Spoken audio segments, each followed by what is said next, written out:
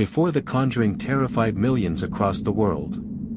There was a real house, and a real family, living through something far darker than any movie could ever show.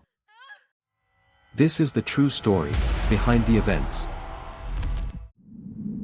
In the winter of 1971, Roger and Carolyn Perron moved into an old farmhouse in Harrisville, Rhode Island.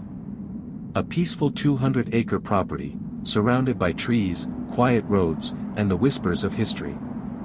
But not long after the Perrons settled in, the house began to whisper back.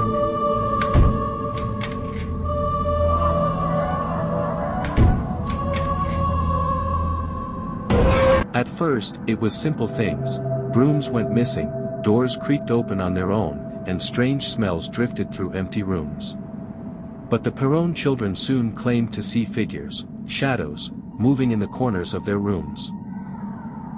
The spirits seemed to reveal themselves slowly.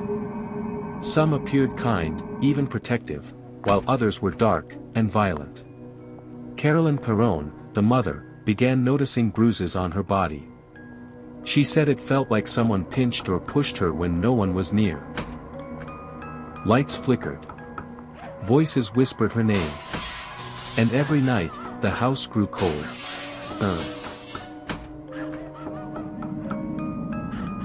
Desperate for help, the Perrons reached out to a husband and wife team known for confronting the supernatural, Ed and Lorraine Warren. The Warrens had already investigated the Amityville haunting, and dozens of other strange cases. But even they would later admit, this was one of the darkest. Lorraine claimed she could sense the presence of a powerful spirit, a woman named Bathsheba Sherman. Bathsheba, according to local legend, was accused of witchcraft in the 1800s. They said she offered her infant as a sacrifice to the devil, and cursed the land before taking her own life.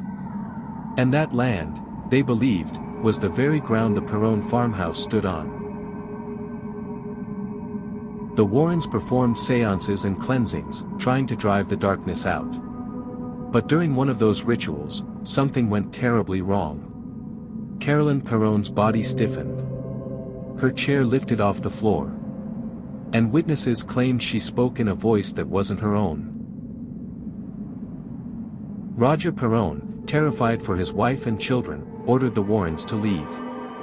He believed the rituals had only made things worse. For 10 long years, the Perrons endured the haunting. Until they finally escaped the house in 1980. Decades later, Hollywood would bring their story to life in The Conjuring. The film captured the fear, but not the full reality. Andrea Perron, the eldest daughter, later wrote, "The movie was only a fraction of what we experienced.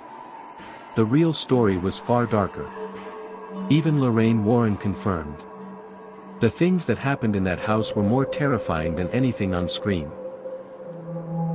Today, the Harrisville farmhouse still stands.